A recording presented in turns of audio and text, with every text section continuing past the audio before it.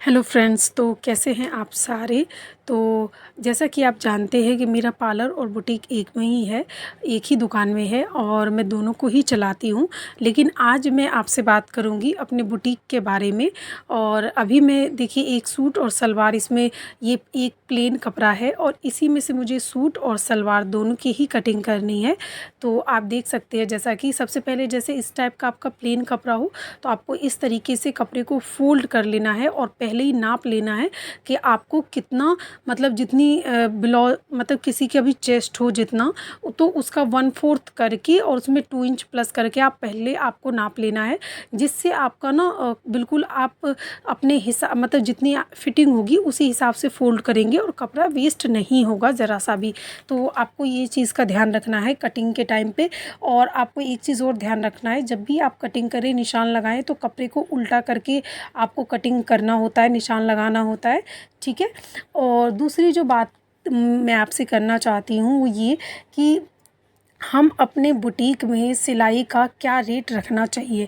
तो देखिए सभी लोगों को ये रहता है कि हम कितना अपना, जो जैसे कई लोग ना घर में भी होम बुटीक चलाते हैं, कई लोगों का बुटीक रहता है, कई लोगों का ऐसा भी रहता है कि उन्होंने अभी सीखा है और फिर वो सिलाई करते हैं। तो वो ये सोचते हैं कि हम अभी क्या चार्ज रखें, जिससे ऐसा भी ना हो कि सिलाई मतलब बहुत ज़्यादा, मतलब उनके ऊपर भी बर्डन ना पड़े। ऐसा देखिए महिलाएं जो होती हैं वो घर का सारा काम मतलब करने के बाद फिर सिलाई करती हैं, तो ऐसा भी ना हो कि मतलब वो मेहनत करें और उनको सही दाम ना मिले। और ऐसा भी ना हो कि बहुत ज़्यादा आप रेट रख लें तो इससे आपकी सिलाई ना आए। तो देखिए मैं आपको बताती हूँ, मेरा पहले मथुरा में पार्लर बुटीक था। मैं पहले मथुरा में रहती थी, लेकिन अभी करीब 2 ढाई साल से मैं दिल्ली में हूँ। मैं तो वैसे दिल्ली की हूँ और मैं दिल्ली में शिफ्ट हो गई हूँ अभी दोबारा से। पहले मैं मथुरा में रहती थी। तो मैं आपको दोनों जगह का फ़र्क बताती हूँ। गाँव में थोड़ा सा हमें रेट कम रखना पड़ता है, क्योंकि देखिए आप कितना भी अच्छा स्टिच करते हो, कितना भी अच्छा, देखिए कुछ मामले में जैसे आपकी दुकान जब तक फेमस हो जाती है या फिर ऑनलाइन अगर आप अच्छा प्रचार कर लेते हैं तो बात अलग है। अदरवाइज़ आप कितना भी अच्छा स्टिच करते हो, एरिया बहुत डिपेंड करता है। अगर आपका एरिया अच्छा है तो आपको रेट बहुत सही मिलते हैं, बिल्कुल ठीक मिलते हैं। और अगर आपका एरिया ठीक नहीं है, जहाँ भी आप दुकान खोली है या फिर अगर आप होम बुटीक चलाते हैं, तो अगर आप घर में ही सिलाई करते हैं, तो अगर एरिया ठीक नहीं है तो रेट फिर कम ही मिलते हैं। ऐसा मैंने देखा है, कई बार ऐसा होता है। तो देखिए अगर आप घर में सिलाई करते हैं और अगर आपका गांव है तो आप ऐसा कर सकते हैं, जैसे आप सिंपल ब्लाउज सिलते हैं बिना अस्तर वाला, तो आप 70 रुपये चार्ज कर सकते हैं, 60 या 70 रुपये चार्ज कर सकते हैं, क्योंकि इसमें ज़्यादा टाइम नहीं लगता है और देने वाले को भी इतना वो नहीं लगेगा और आपको भी ठीक, मतलब ये ब्लाउज जैसा है, अगर आपकी स्पीड ठीक है तो आधे से 1 घंटे में स्टिच हो जाता है और 15 से 20 मिनट इसमें तुरपाई में लगता है। तो ऐसा मुझे लगता है। और अगर अभी आप सीख रहे हो, स्टिचिंग कर रहे हैं, मतलब स्टिचिंग में आपको टाइम लगता है, तो भी फिर भी आपको 2 घंटा कंप्लीट ब्लाउज करने में लगेगा और हो जाएगा। तो आप सिंपल ब्लाउज का 60 या 70 रुपये अपने एरिया के हिसाब से रख सकते हैं। और अगर आप शहर में हैं तो फिर 100 रुपये रख सकते हैं। जब मैं सिलती थी मथुरा में तो मैं 70 रुपये लेती थी सिंपल ब्लाउज का, और मैं यहाँ दिल्ली में 100 रुपये लेती हूँ सिंपल ब्लाउज का, बिना अस्तर वाला जो रहता है कॉटन का ब्लाउज, वो वाला। अब बात करते हैं ब्लाउज की। तो देखिए ब्लाउज का हम, वो भी हमारा एरिया को पे डिपेंड करता है। जब मैं मथुरा में सिलती थी तो क्योंकि वो गांव है तो आपको पता है गांव में इतना नहीं हो रहता है चार्ज, लेकिन फिर भी मैं वहाँ पे 200 रुपीज़ लेती थी अस्तर, उस जिसमें मेरा ही रहता था कभी कभी।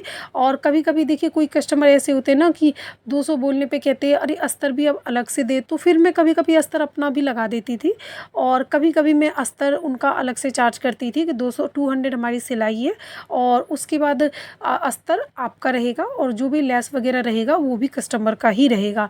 लेकिन कभी कभी ऐसा होता है फ्रेंड्स कि देखिए सब एक से नहीं होते, कभी कभी किसी में हमें कम ज़्यादा भी, हमें अपना प्रॉफिट को कम करना पड़ता है। जैसे हम कोई दुकान खोलते हैं तो उसमें भी हमें ऐसा होता है कि कभी कभी किसी, अभी देखिए आपको मैं बताऊँ, किसी हम कपड़े लत्ते की दुकान में जाते हैं तो कभी कभी ना जैसे कभी कोई कपड़ा हमें बहुत अच्छे रेट में, मतलब बार्गेनिंग करने पे कम रेट में मिल जाता है, और कभी कभी ना सेम चीज़ किसी और को 100 रुपये या 50 रुपये महंगी मिलती है, तो ठीक उसी तरीके से कभी कभी किसी कस्टमर को ना 10-5 कम भी करना पड़ता है। और कभी कभी कई कस्टमर ऐसे होते हैं जो इतनी बार्गेनिंग नहीं करते हैं, तो रेट सही भी दे देते हैं वो लोग, मतलब जितना आप कहो उतना रेट देने को तैयार हो जाते हैं।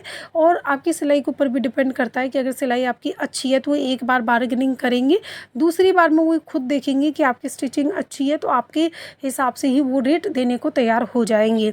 ठीक है, पहली बार में अगर वो कम करने के लिए कहते हैं तो आप 10-20 कम कर सकते हैं। उसके बाद फिर रेट वो अपने हिसाब से ही फिर आप बढ़ा लेना, आप इतना रख सकते हो।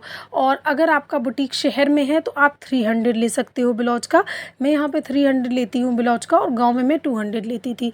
और इसी तरीके से अगर आप आ जाओ सूट पे, और डिज़ाइन विज़ाइन की आपको मैं बताऊँ ब्लाउज में, तो देखिए कभी कभी हमें ऐसा भी होता है कि कुछ हल्का फुल्का डिज़ाइन होता है तो उसमें ही डालना होता है। जैसे गाँव में मैं 200 लेती थी तो 200 में ही डालना होता था।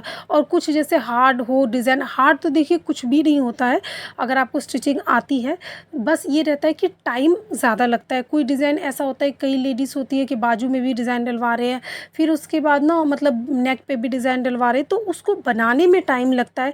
और देखिए टाइम इज़ मनी, सबसे इम्पोर्टेंट होता है टाइम। जिस चीज़ को जितना टाइम हम दे रहे हैं तो उसका जाहिर सी बात है उसका पैसा उतना ज़्यादा होगा। तो अगर कोई छोटा मोटा डिज़ाइन होता था, सिर्फ लेस वेस लगाना है, तो मैं तो उसी में लगा देती थी, और आप भी लगा सकते हो उसी में ही। और अगर कुछ अलग से वो लोग डिज़ाइन कह रहे बनाने के लिए, या फिर फ़ोन में से ला रहे हैं देख करके नेट पे से कि हमें तो ऐसा डिज़ाइन चाहिए, तो फिर आप अलग से चार्ज कर सकते हैं। उसके लिए आप 100-50 रुपये अलग से और बढ़ा के ले सकते हैं। उसके बाद हम आ जाते हैं सूट पे। तो देखिए सूट का अभी गांव में 150 ही चल रहा है, 150 या 200 चल रहा है गांव में, इतना ही रहता है। सिंपल सूट का 150 है, और 200 का, और 200 रुपये जैसे कॉलर का हो गया या फिर पटियाला है कुछ है, तो 200-250 तक भी मतलब दे देते हैं कोई कोई कस्टमर। तो उस हिसाब से आप रेट रख सकते हैं। और अगर आप शहर में हैं तो शहर में आप मतलब 300 से स्टार्टिंग कर सकते हैं, और 300 में सिंपल सूट रख सकते हैं। और उसके बाद जैसे मान लीजिए इसमें पटियाला है या प्लाज़ो पैंट है तो आप 350 रख सकते हैं, और अस्तर वाले का 4 या फिर 450 रख सकते हैं। 450 आप तब रख सकते हैं जैसे अस्तर है और अस्तर में डिज़ाइन है, और सिंपल अस्तर वाला है तो 400 तक आप रख सकते हैं। तो अगर आप सिलाई का काम करते हैं तो आप इस तरीके से रेट अपने एरिया के हिसाब से रख सकते हैं, और आप अपनी सिलाई के हिसाब से भी रख सकते हैं कि थोड़ा बहुत कम ज़्यादा, कि आपकी फिनिशिंग कैसी है सिलाई में। और देखिए कोई भी चीज़ जैसे अभी आपने नया सीखा है तो प्रैक्टिस मेक मैन परफेक्ट। तो मैं ऐसा मानती हूँ कि आप अगर प्रैक्टिस करते हैं तो धीरे धीरे आपको सब, ऐसा कुछ नहीं है जो आपको नहीं आता है, आपको सब काम आ जाता है धीरे धीरे। तो अगर आप सिलाई में भी प्रैक्टिस करते हैं तो आप परफेक्ट हो जाते हैं।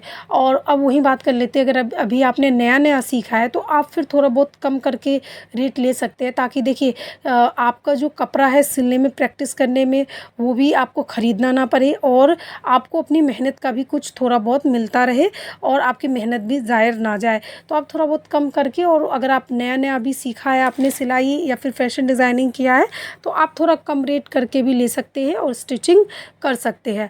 तो ये मैंने आपको अपना अनुभव शेयर करा। आई होप आपको ज़रूर हेल्प मिला होगा इसमें। तो आप मुझे बताइएगा, आप अपने एरिए में जैसे अगर आप सिलाई करते हैं तो आप कितना रेट लेते हैं। तो ये मेरा अभी बीच बीच में, क्योंकि मेरा पार्लर भी है तो मैं वो भी देखती हूँ, और कॉस्मेटिक का अगर कस्टमर आ जाते हैं तो मुझे वो भी देखना पड़ता है। तो ये देखिए, ये मैंने सलवार तो अभी सिल दिया है, और ये मैं सूट सिल रही हूँ, तो ये मैं निशान लगा रही हूँ। और अभी उसके बाद ये देखिए सूट और सलवार दोनों ही मेरा कंप्लीट बस होने ही वाला है। अभी मैंने कटिंग करा था, मतलब दोपहर में मैंने कटिंग करा था, अभी शाम हो गई है।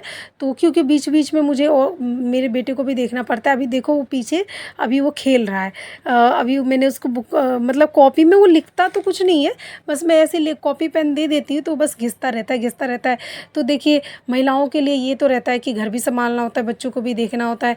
और आप, आई होप आपकी भी छोटे बच्चे बच्चे होंगे तो छोटे बच्चे को लेकर के सिलाई करना भी बहुत टफ़ रहता है, क्योंकि ऐसा होता है कि बच्चे ना आकर के मशीन के साथ ही खेलने लगते हैं, तो मशीन को फिर रोक करके थोड़ी देर में तब फिर सिलाई करना पड़ता है। आप भी, आपके घर में भी छोटे बच्चे होंगे आई होप, तो आप भी सिलाई विलाई करते होंगे, तो ऐसा तो आपको भी अनुभव होता ही होगा कि बच्चे सिलाई, और जैसा छोटे बच्चे तो ऐसा करते हैं कि जैसा देखते हैं ना सेम वो भी वैसा ही करने लगते हैं।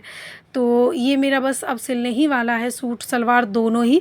और मेरा बेटा ये देखो टीवी में मैंने गाना चला दिया है तो वो देख करके और नाच रहा है, कितना खुश हो रहा है, और आराम से देख रहा है, पढ़ भी रहा है और मैं अपना सिलाई कर रही हूँ। तो ये देखो मेरा ये सूट कंप्लीट हो चुका है, और ये सलवार भी मैं भी आपको दिखाती हूँ। सूट मैं आपको देखिए अभी सीधा करके दिखा देती हूँ। आई होप आपको ये वीडियो ज़रूर पसंद आया होगा। अगर आपको ये वीडियो पसंद आया हो तो मेरे चैनल को सब्सक्राइब करें, वीडियो को लाइक करें। आपका कीमती वक्त देने के लिए आपका बहुत बहुत शुक्रिया। आप इस वीडियो को फुल देखने के लिए thank you so much for watching. Okay, bye bye. ये देखिए ये सलवार भी मेरा बनके कंप्लीट हो चुका है। तो देखिए अगर आप स्पीड से सिलते हैं तो आप एक दिन में 2 से 3 भी सिल सकते हैं। तो ये देखिए मैंने इसको दोपहर में ही कटिंग करा था, सूट सलवार दोनों का ही, और अभी देखिए ये दोनों ही मैंने सिल दिया है, सूट सलवार दोनों कंप्लीट कर दिया है। और अभी भी थोड़ा टाइम बाकी है, तो लेकिन अब मैं नहीं कटिंग करूँगी क्योंकि मुझे बेटे को थोड़ा देखना है और फिर मुझे घर भी जाना है। Okay, I hope, bye bye.